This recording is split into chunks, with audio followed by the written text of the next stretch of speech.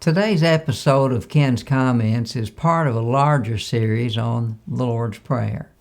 If you haven't had a chance yet, I would encourage you to go back and view the other videos in this series, starting with episode 39. When Jesus was asked by his disciples how they should pray, he taught them these words as a model. Our Father, which art in heaven, hallowed be thy name. Thy kingdom come, thy will be done on earth as it is in heaven. Give us this day our daily bread, and forgive us our debts as we forgive our debtors. And lead us not into temptation, but deliver us from evil. For thine is the kingdom, and the power, and the glory forever. Amen.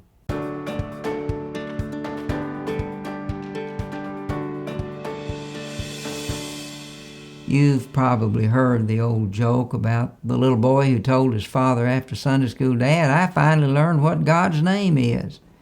Surprised, the father said, "What is it?" "It's Harold. You know, our Father who is in heaven, hallowed be thy name."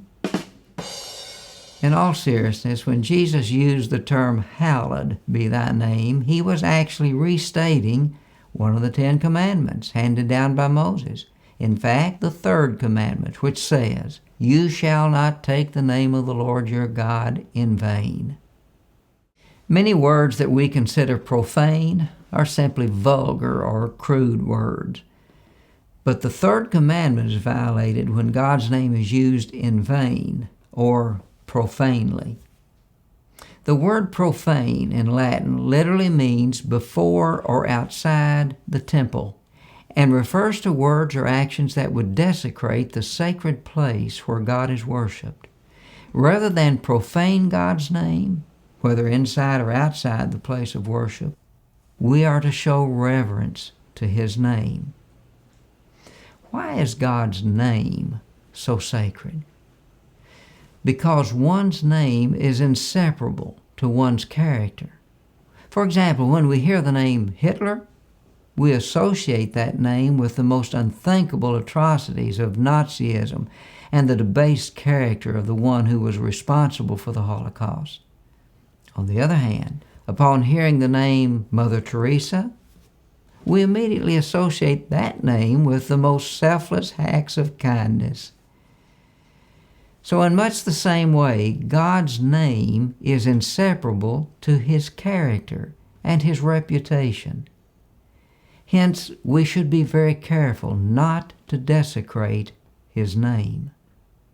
The word hallowed, in the original Greek it's hagios, means to make or declare sacred or holy. God our Father is holy and worthy of praise. Therefore, in the Lord's Prayer, we are acknowledging both the utter holiness of God and his worthiness of our worship.